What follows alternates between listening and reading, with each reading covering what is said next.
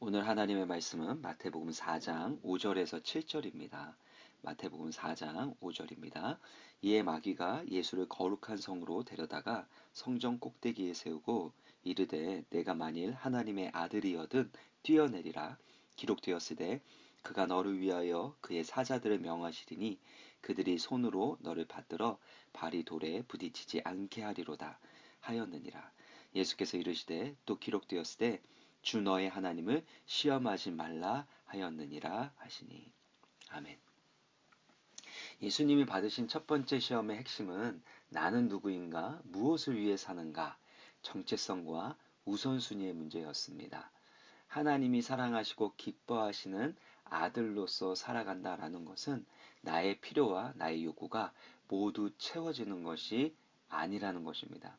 하나님의 아들다움, 하나님의 자녀다움이 현실적인 문제를 해결받는 것에 있지 않고 오직 하나님의 입으로 나오는 말씀으로 사는 데 있다라는 것입니다.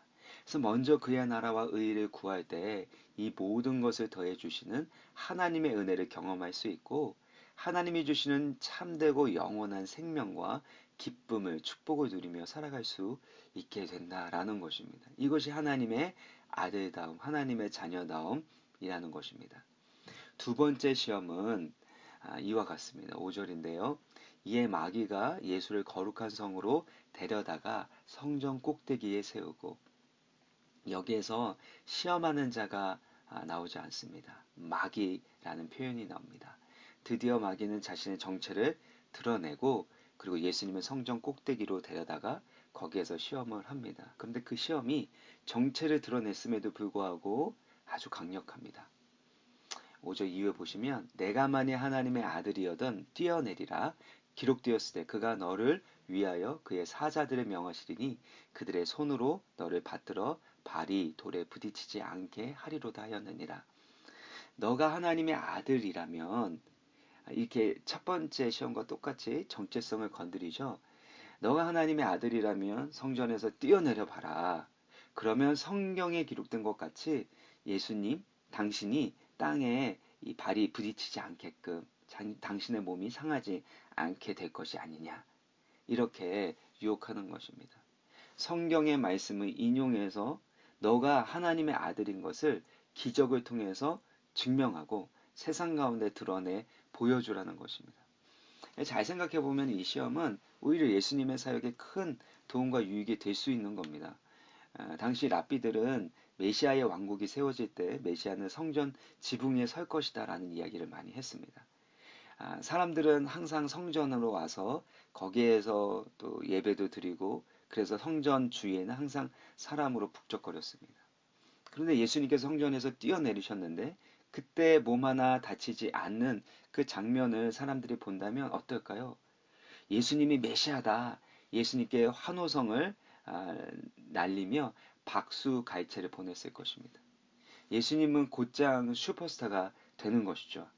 나사렛 목수의 아들, 요셉의 아들로만 생각했던 사람들이 예수님을 의심하고 또 방해했던 이들이 참으로 많지 않았습니까? 그런데 성전에서 뛰어내리는 이 기적을 예수님께서 행하시면 수많은 사람들이 예수님께로 몰려들고 예수님을 따를 겁니다. 예수님은 엄청난 인기와 명성을 얻게 될 거고 그리고 예수님의 사역을 위하여 필요한 그런 재정들도 또 많은 조직들도 생겨날 수 있는 겁니다. 많은 일을 할 수 있는 그런 좋은 기회입니다. 근데 이것이 마귀의 계략이고 엄청난 유혹이라는 것입니다. 왜냐하면 그 기적을 통해서 예수님에게 세상의 인기와 명성을 얻으라고 부추기고 있는 것이죠. 오늘날 우리에게도 동일한 유혹이 있습니다. 세상의 인정과 인기, 명성을 얻으면 많은 영향력을 끼치고 많은 일을 할 수 있다라고 생각하는 겁니다. 그래서 세상적인 인기와 인정과 박수 갈채를 원합니다. 정치, 경제, 사회, 문화, 예술, 심지어 종교 영역에서도 그러한 인기와 명성을 얻고 영향력을 가지고 대중들을 선동하는 일을 하려고 합니다. 이렇게 영향력을 끼치는 것, 명성과 인기를 얻는 것, 그 자체가 문제가 아니라 그것을 추구하는 우리의 마음 가운데 자기중심적인 탐심과 교만한 허영이 자리 잡게 된다라는 것입니다. 더 중요한 것은 부패한 자아를 처리하고 생명을 살리는 십자가로 살아가지 못하도록 한다라는 겁니다. 지난 설교 시간에도 나눴는데요. 헨리 나우엔이 예의대와 하버드대에서 강의를 했고 또 세계적인 명성과 인기를 누렸던 교수입니다. 헨리 나우엔이 라르시라는 공동체에 들어가서 정신지체 장애우들과 함께 살면서 깨달은 것은 이것입니다. 나는 지금까지 내 대부분의 삶을 언제 떨어져 다리가 부러질지 모르는데 사람들의 박수만을 고대하면서 이 꼭대기에서 저 꼭대기까지 높고 가는 줄 위에 걷고자 애쓰는 줄타기 공개사처럼 살아왔다는 것을 알게 되었습니다. 줄타는 고개사처럼 사람들의 인정과 환호와 인기를 얻기 위해서 그렇게 몸부림치면서 살아갔다라는 겁니다. 남들이 보기에 기적 같은 그런 일들을 하면서 살아갔는데 그것이 얼마나 위험하고 허무한 일이었는지를 고백하고 있는 것입니다. 세상의 명성과 영향력을 얻으려고 애쓰는 삶은요, 자기중심성에 빠지게 되고 더 나아가 자기중심적인 종교 생활에 빠지게 만듭니다. 마귀가 예수님을 유혹할 때 시편 91편의 이 성경 말씀을 인용합니다. 이 말씀대로 너를 상하지 않도록 하나님이 천사로 지켜주실 거야. 마귀도요, 성경에 대해서 너무나도 잘 알고 있습니다. 이단처럼 너무나도 성경에 대해서 연구도 하고 잘 알고 있습니다. 성경 이야기를 술술 잘도 말합니다. 그러나 문제는 성경을 자기중심적으로 해석합니다. 아전인수격으로 나에게 이익이 되는 방향으로 나에게 유리한 쪽으로 성경을 해석하고 사용한다는 겁니다. 이것은 사도 바울의 고백에서도 찾아볼 수 있습니다. 디모데전서 6장 5절을 보시면 마음이 부패하여지고 진리를 잃어버려 경건을 이익의 재료로 생각하는 자들의 다툼이 일어나느니라.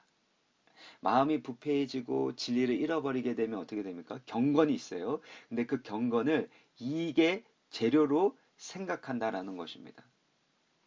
종교를 신앙생활을 이득의 수단으로 생각하는 사람들이 생겨나게 되고 그것으로 인해서 다툼이 일어나게 된다라는 것입니다.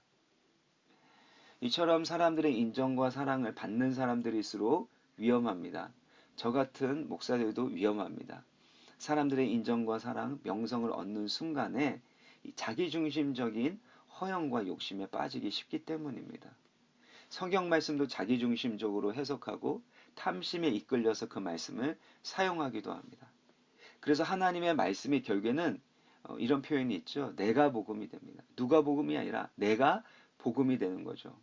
나에게 유리하고 나에게 이익이 되는 것이 그것이 기쁜 소식이 되는 겁니다.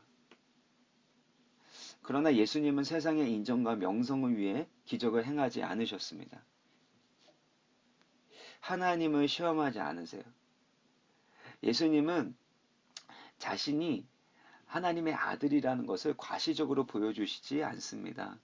더 높아지기 위해서 탐욕을 부리고 그렇게 몸부림치며 살아가는 죄인들을 위해 예수님은 십자가에 달려 죽으시고 부활하셨습니다. 섬김을 받으러 이 땅에 오신 것이 아니라 섬기기 위하여 이 땅에 오셨습니다. 마가복음 10장 45절 보면 인자가 온 것은 섬김을 받으려 함이 아니라 도리어 섬기려 하고 자기 목숨을 많은 사람을 위한 대속물로 주려 함이라. 죄로 인해 타락하고 죽음의 저주 가운데 있는 죄인들을 위해 우리를 구원하시기 위해 예수님은 자신의 희생제물로 드리시고 또 십자가에 달려 죽으심으로 우리를 구원하셨다라는 것입니다. 우리 가운데 하나님의 자녀가 되는 권세를 주신 것입니다. 예수님을 믿고 따르는 제자들도 이러한 예수님의 십자가의 길을 걸어가야 합니다.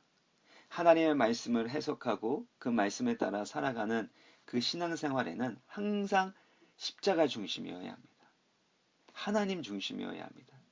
내가 무엇을 얻을까가 아닙니다.